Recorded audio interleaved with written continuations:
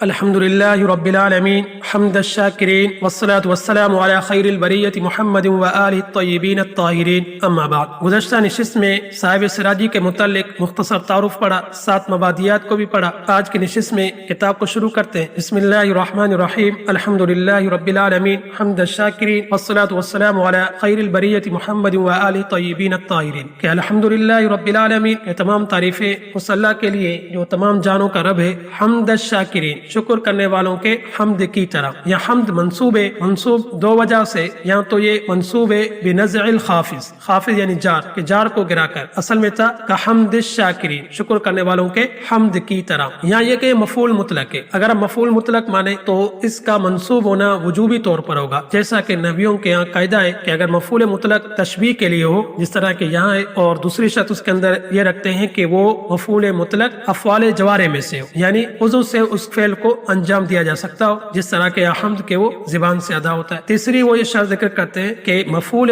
مطلق سے پہلے مفعول مطلق کا اسم ہو اور صاحب اسم ہو۔ تو یہاں بھی اس طرح ہے کہ اس سے پہلے الحمدللہ کہ الحمد کے اسم ہے، اور صاحب اسم یعنی جس کی تعریف کی جا رہی ہے یعنی اللہ تعالیٰ، ان کا بھی نام ہے۔ اس حساب سے یہاں مفعول مطلق منصوب ہوگا وجوبی طور پر، ترجمہ ہوگا حمد الشاکرین، شکر کرنے والوں کے حمد کی طرح۔ والصلاۃ والسلام علی خیر البریۃ محمد وآلہ الطیبین الطاہرین، اور درود و سلامتی ہو مخلوق کے بہترین محمد صلی اللہ علیہ وسلم پر، وآلہ الطیبین الطاہرین، اور ان کے آل پر جو پاک صاف ہیں۔ آل سے کون مراد ہے؟ اس کے اندر کافی اقوال ہے جو کہ 15 تک پہنچتے ہیں۔ چند ان میں سے یہ ہے کہ اس سے مراد نبی کریم صلی اللہ علیہ وسلم کے ازواج مطہرات ہیں، اور دوسرا یہ کہ جو قریبی بالکل رشتہ دار ہے، جس میں حسن و حسین، فاطمہ، علی رضی اللہ عنہم، اور نبی کریم صلی اللہ علیہ وسلم کی دوسری بیٹیاں اور بیٹے، یہ تمام شمار ہوں گے۔ یہاں یہ کہ اس سے نبی کریم صلی اللہ علیہ وسلم کے رشتہ دار مراد ہیں جو کہ آل ہاشم کہلاتے ہیں، یا اس سے تمام صحابہ مراد ہیں، یا اس سے قیامت تک آنے والے تمام متقی مراد ہیں، جس طرح کے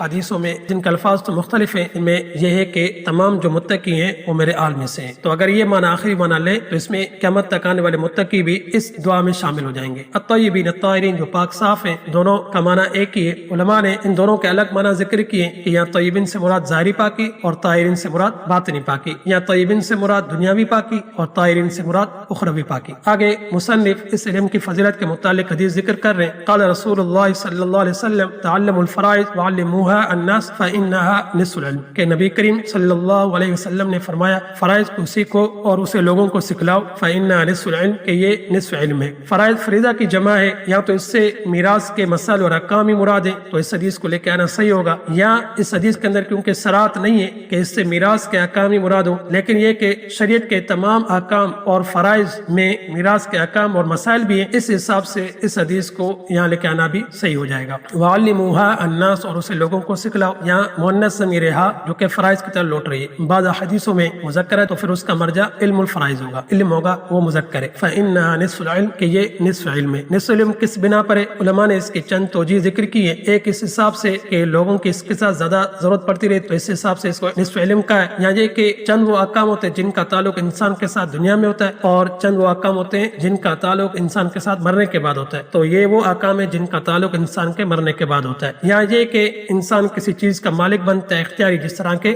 خرید کر، اور یا کسی نے اس کو ہبہ وغیرہ دیا، یا کسی چیز کا مالک بنتا ہے استراری، اس حساب سے میراث کا مالک، میراث میں انسان مال کا مالک استراری ہوتا ہے۔ یا یہ کہ اس علم کی فضیلت کی بنا پر نبی کریم صلی اللہ علیہ وسلم نے اس کو نصف علم کہا۔ یا یہ کہیں کہ یہ دو قسموں میں سے ایک قسم ہے، برابری مراد نہیں ہے کہ تمام علوم ایک طرف اور یہ ایک طرف دونوں برابر ہیں، بلکہ یہ کہنے کا مقصد ہے کہ دو قسموں میں سے یہ ایک قسم ہے، لیکن برابری مقصود نہیں ہے۔ اگر یہ معنی لے تو پھر زیادہ بہتر ہو جاتا ہے۔ اور دوسری بات یہ یاد رکھیں کہ یہ جو حدیث ہے یہ فقہاء کرام اس حدیث کو ذکر کرتے ہیں۔ محدثین کے یہاں جو حدیث ذکر کی جاتی ہے، جس کو امام حاکم اور امام بہقی نے ابو ہریرہ رضی اللہ عنہ سے نقل کیا ہے، قال رسول اللہ صلی اللہ علیہ وسلم تعلموا الفرائض وعلموه فإنه نصف العلم، کہ فرائض کو سیکھو اور اسے سکھلاؤ کہ وہ نصف علم ہے، وإنه ينسى، اور وہ بھلا دیا جائے گا، وهو أول ما ينزع من أمتي، اور وہ پہلا علم ہے جو میری امت سے اٹھایا جائے گا، سینوں سے نکالا جائے گا۔ آج کے نشست کو یہیں پہ ختم کرتے ہیں۔ وآخر دعوانا